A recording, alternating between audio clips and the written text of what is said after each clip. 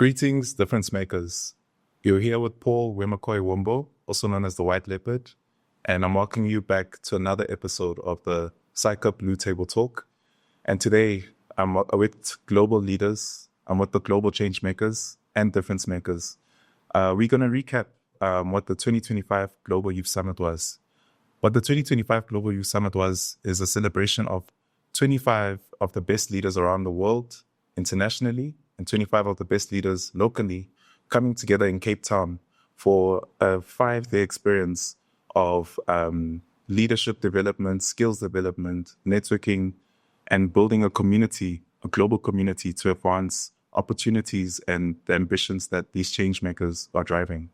I was there as a facilitator, and I'm here to introduce to you Ntabiseng Mavuya, Sitolile Sitole, and Juliana, who are also part of the Global Changemaker family. But I want to give them a chance to introduce themselves best. I'm going to start from my right. Juliana, please give our viewers a 30-second intro as to who you are. Thank you, Paul. My name is Juliana. I'm a trainee, and the reason I actually got chosen to be part of or recognized as a change maker is because I am impacting my community through my organization.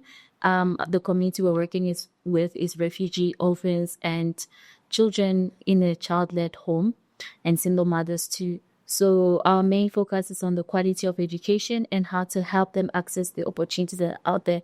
I'm driven to create changes in my community because others believed in me. That's why I'm here. So I want to push that narrative to believe in others, empower them so they can reach their goals. And I'm happy to be here. Yes. And we're happy to have you, Juliana. Thank you for that. Sitolile? Better. I am Sitolile Sitole, a global change maker, a difference maker. I'm quite excited to be here, to be joining these lovely change makers. And perhaps here it's all about difference making. How do we champion difference making? How do we share impact? How do we think and how do we do? And I'm so excited to be here. I'm also a trainee accountant. But beyond the numbers, I always see impact. And yeah, over to you, Tabiseng. Hi, everyone.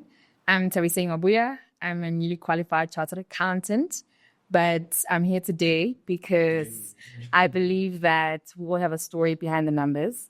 And my story is just about change and impact wherever I go. So, yeah. No, thank you so much. And thank you for sharing your stories behind the numbers. I'll explain later to the viewers why you're able to tell your story within 30 seconds. But no, guys, what you achieved is very special. And there's a lot of people doing great work out there, but they aren't able to articulate the work that they're doing. And I think one of the great things that Global Changemakers does, and I've got to see that as being a judge and a facilitator for the process, is understanding your story and what it means to change the lives of people as well. And I was a delegate last year. I was able to share my story. And I was able to get the tools to see how am I going to shape my community and so on. And speaking about community, I believe community is quite important. Maybe I can ask Sitolile and Tabiseng to start first. How did your community shape you to become a global change maker? I think for me, being a part of the Tutu alumni community, we are a group of people coming from different backgrounds, but we are all the same, right? So we're just trying to make a difference in our households because we were given the opportunity by the Bursary Fund. And I always tell people that you don't have to wait to be a CA in order to make a difference, right? It always starts with just you being a mentor in university and you being a mentor as a trainee and all of that. And I think because I was granted such a big opportunity by the SUA bursary, I think I just wanted to pay it forward. I wanted to make sure that my legacy is about giving other people opportunities to know about the opportunities that you have as a candidate and to know about the fact that the sky is never the limit. And with the work that I do, I usually go to underprivileged high schools because, the Tutuwa Bursary basically funds people from underprivileged backgrounds.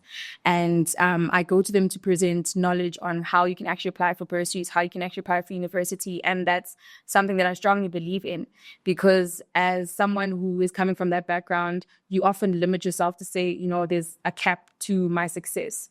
And being a part of the Global Changemakers as Tutuba alumni really changed my perspective, because I never thought that I would have such an opportunity. I never thought that I would even dream about sharing a stage on a global level with so many amazing difference makers. And I think I've come a long way because of the community and the support that I've received from everybody. But I'm going to hand over to my Tutuga brother to share more. Thank you. And before Sitolila comes in, I just want to say thank you for lifting as you rise at every level that you've been in. And I know as a global change maker, you're going to lift people to the global stage as well. Sitolile, who I call 007 as well. So You can go, sir. And indeed, right? So it always takes a community to build someone. It takes a community, right? And I've always said this before, that I'm actually a product of community, you know. And I think from my side, starting with SAICA, right? Actually, I remember even applying for the Student Leadership Summit back in 2019, also the university, through the SDGs, right? Yes. And then also when I was training accountant my second year, also applied for the Changemakers. Wow.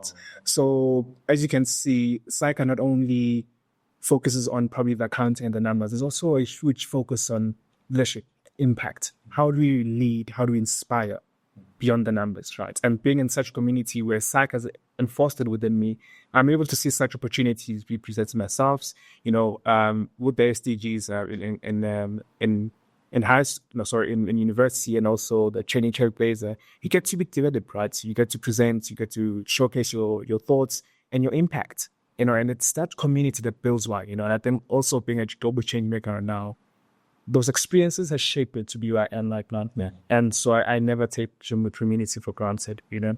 So it always takes a community towards it hard. No, and absolutely. I think I'm so lucky to be part of the same community as you both. And people think that me being a chairperson, I'm the one that's always leading. But I think I'm at the forefront of learning. And I've learned from you, Ntabiseng. I've learned from you, Sitolile.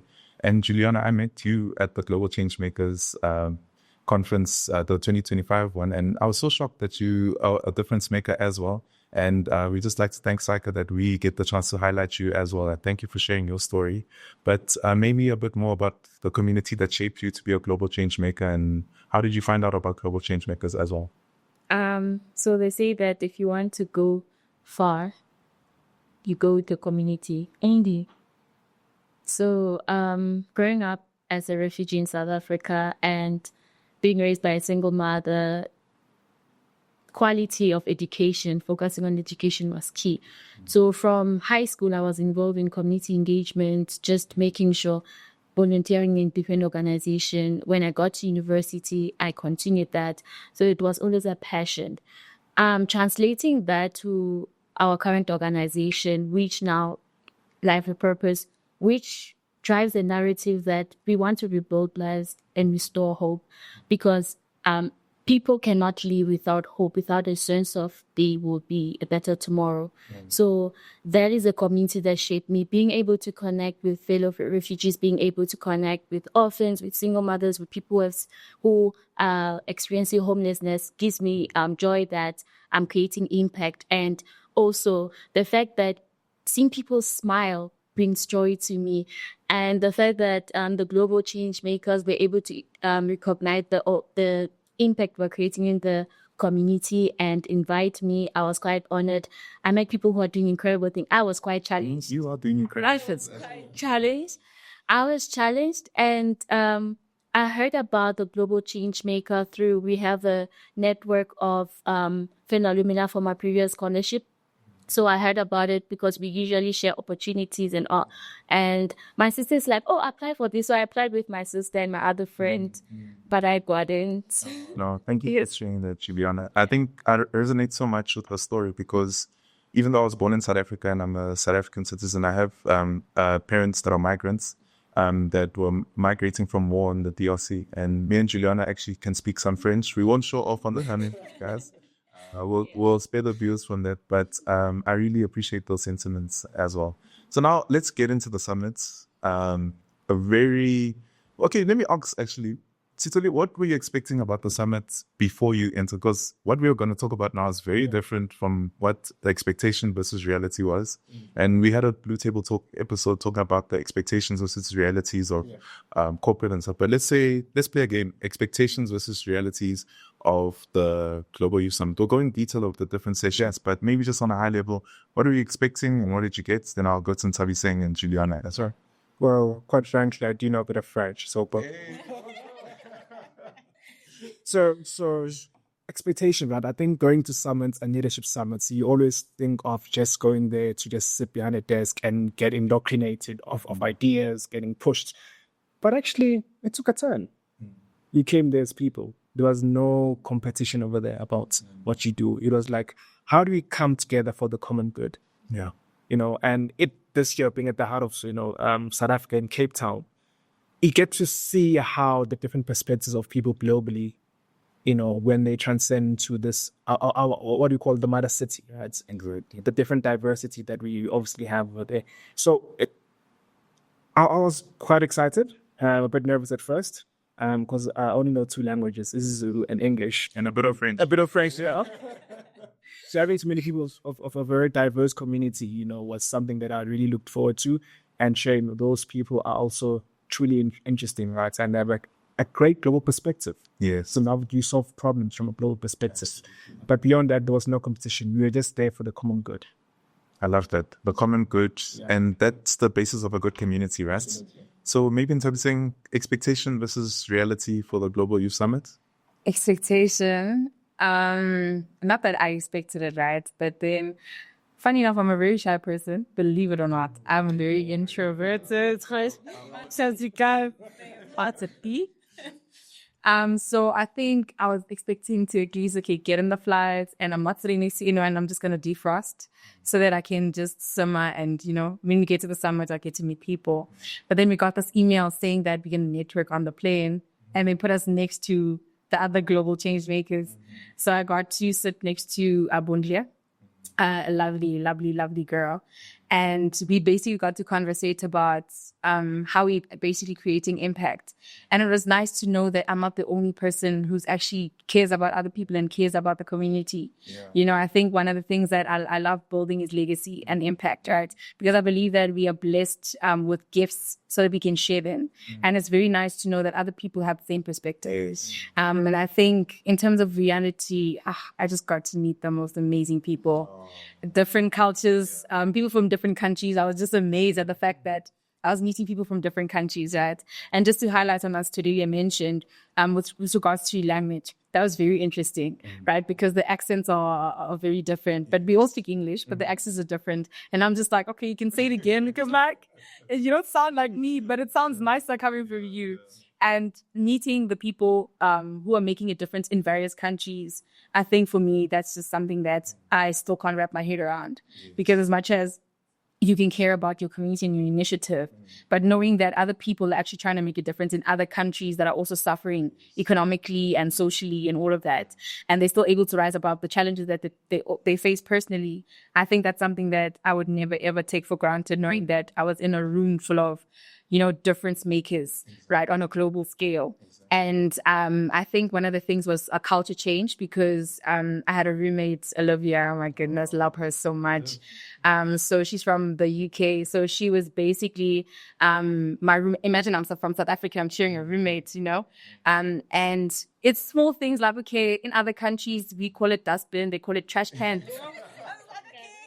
But it was really nice, man. Honestly, I feel like meeting people from various countries who are making an impact. It's just the smallest things that brought me joy. I never thought that I can love people so instantly. Exactly. But I fell in love, honestly, and big. That's the heart of global change makers. Like other conferences might have the most money. They might be at the fanciest places. I mean, there was a venue change a few days before you guys came.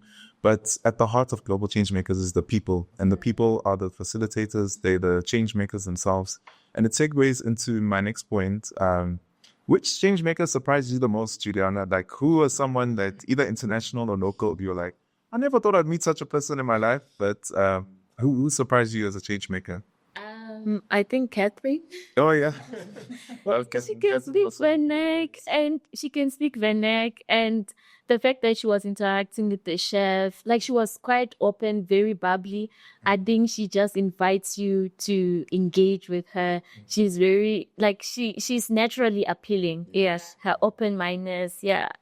She was the one. I never expected that. Oh, we love Captain. And she has killer dance moves, by the way. I don't know if I can say the word killer, but the guys will edit it out if I can't. So, Sitogile, changemaker that surprised you? Oh yeah, Khan. It has to be Khan. Yes. I used to call him the From Bangladesh. From Bangladesh. He was the highlight of the whole summit. Actually, I think his energy. But I think everyone came with a pocket of where they come from and their personality, which we truly enjoyed, right? So I quite enjoyed the vibes with Khan from Bangladesh. He also dances. Oh, he dances very well. In the past, they're gonna get us if you talk. But it's something, you touched on the point about people being so important, and it was a packed program, which we'll get into now. But in between the program, to keep you guys energized, we'd have these energizers that some are peculiar, some are weird, some are very fun, some we don't know what we're doing. But what energizer stands out to you? Which one do you remember? Or if you can show a small demonstration on your... Here, You maybe not demonstrate, but you can describe. I think it was the glasses one where you go poop, and then when you go to the next person, if it's left, you go left, and then you must make a sound, right? The bird, yes. Should we demonstrate? You So you go for Kirk, and then if you want to skip a person, you go forward and then left if you want to go to the next person. I think you had to concentrate in order to understand the game. But I think it just tied everybody together, and we were able to make jokes after that. So I think that for me was a highlight. Absolutely. No, thank you. Juliana, any energizer that stands out to you? I think the one we had to dance and then someone had to go outside and come back and choose. Yeah, the Dance Master. And in general, I love all the energizers, especially in the morning and in between, because it jogged our brains and it got us active from that fogginess of the morning. But yeah, the Dance Master it's the right. Yeah. I love that, Juliana. And I think before going into the program, I think those energizers is so important. I also run my own community outside of the Tutuka alumni with the social club. And at some of our events, I've run these energizers, and you literally see the energy shift. Like people will be in their silos and everything. And after that energizer, people start talking and everything. So there is merit in it. Sure. So now you guys are in Cape Town. You've arrived. You in your hotel room sharing with the person from the UK or from Tanzania or from South Africa as well. And now we're getting into what it means to be a global change maker. We've done the energizers. We started activism speed dating. Sitolile, how was that experience for you? Sure. That was fast. It was highly paced. But also you get to learn a bit of the other person. What do they do, where they come from, and what actually resonates them, what's actually keeping them alive, And I think it's at that moment where I realized actually you might feel a bit lonely back at home, back in your community, because you're the only person probably having this initiative. But also when we are together in that space sharing, hey, this is what I do, this is what drives me, my happiness and everything, I think you get to feel a bit of comfort and a bit of we in this together, So I think that's what I truly enjoyed by the activism speed dates. That's amazing. No, thank you so much, Sitolile. And moving on in the program, because it's quite a packed program, I wanted each of you guys to speak to a different part of the program that you experience as well. One of the big things that form part of the changemakers and meeting different people is you'd have the group of changemakers, the 50 people, but you'd also have subgroups to work on different projects and stuff together. And so I'm going to give you a hard one, but what is design thinking and why were you put in a small group for that? I think for me, design thinking is basically about thinking outside the box, right? So you're given a specific project and you have to collaborate with people from various countries and the different perspectives, right? And it's about solving a problem, but in a way that is going to create greater impact. So for me, I think getting perspective from different people, that for me was something that I think was a highlight. Because you mentioned, I think one of you guys mentioned that when we have different initiatives, you don't see each other's competition. That's what I like about the summit. You see each other as collaborators where, okay, you're going to come in with this perspective to say, okay, this is how I do things in my country. Yes. How do you do things in South Africa? And how can we basically work together to solve a problem that is experienced on a global scale? And how can we make sure that we are implementing it in the respective countries as well? And I think for me, the collaboration aspect of it was the highlight of that session. Beautiful. Thank you so much. And even from my side, from a facilitation point of view, we actually didn't get a chance to present our design thinking last year because on the day we were supposed to present, there was a fire at the venue and so on. So we didn't present. So it was a new experience for me seeing from a facilitator's point of view, and also just using the iceberg model, where it's like you look at events, you look at the one in the middle, the circumstances or things, the continuing circumstances, then it's the underlying beliefs as well. And then understanding the context, the 3 C's, basically context, consequence, and so on. That was a really valuable experience for me and helped me think of different problems in my life and how I would tackle them as well. Juliana, I'm going to speak to you about the intersectionality of the SDGs. I think it's something we're all passionate about at SAICA and the different communities and our own organizations as well. Maybe for people that don't know what the SDGs are, maybe can you briefly explain what they are and what were we trying to achieve with the intersectionality of SDGs, where we had a huge map with all the SDGs and everything? I think when we were in university, they taught us about the SDGs, the 17 SDGs, and how it pulls out even into finance and also our career, the community, and all of that. So the whole point of SDG is to see what problems we are trying to solve with the impact we're trying to create.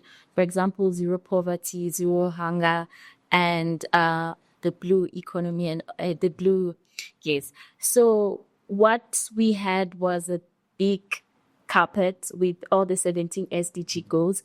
And then we had to use a string to be able to connect each SDG to each other. For example, zero hunger probably goes with inequality, or quality of education goes with inequality. So we were trying to see how they intersect and how they are connected, that maybe solving zero hunger actually pulls through to other, solving the quality of education pull through to, for example, no hunger because someone is employed and now they are able to provide for their family. So being able to think of the SDG goal as interconnected, unlike seeing them in silos.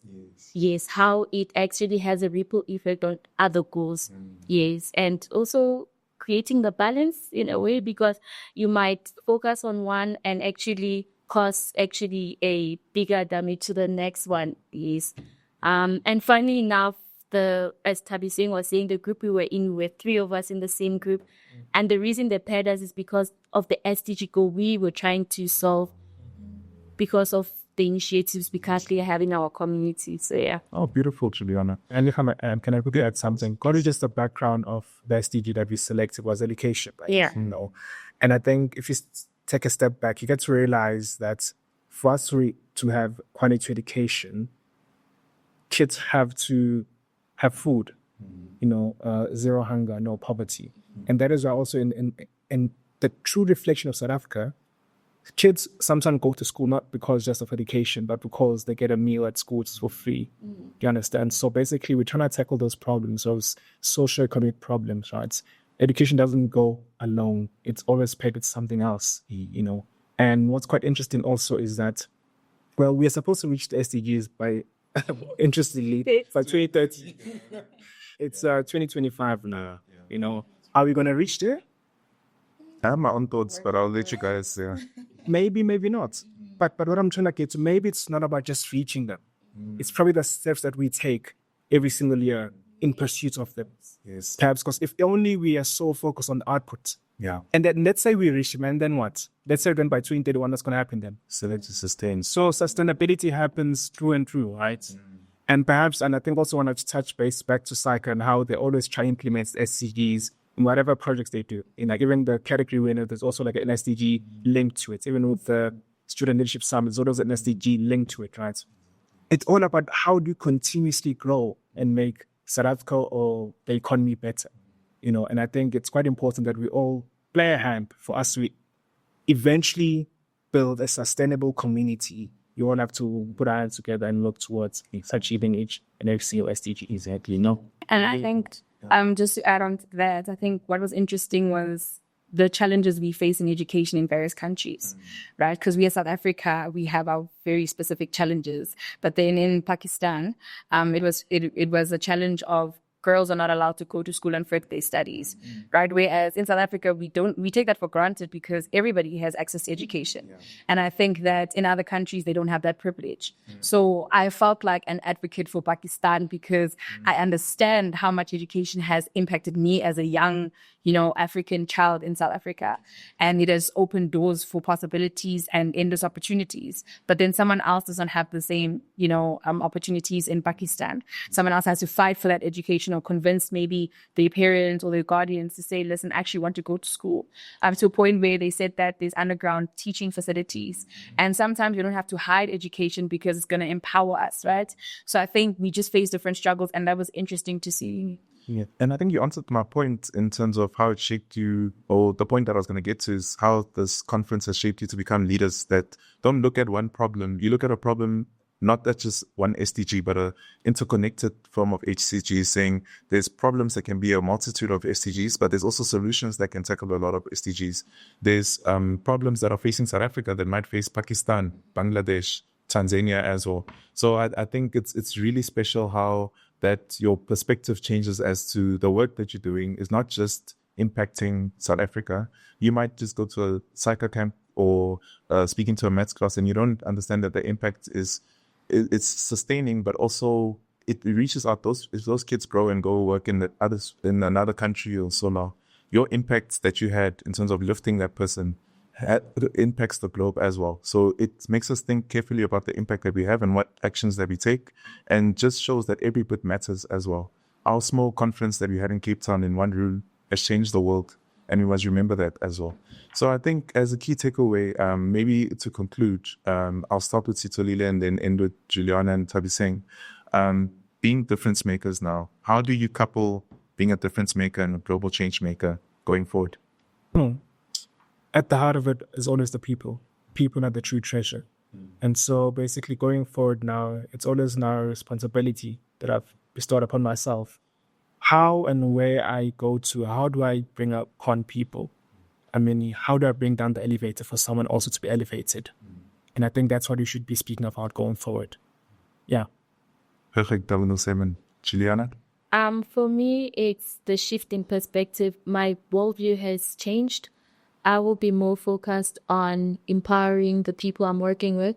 For example, if we're trying to roll out the new initiative, trying to fall in love with the problem, that's what we thought, so that we are able to know how to roll out the solutions, whether it's actually going to benefit before we use resources and actually do not solve the problem.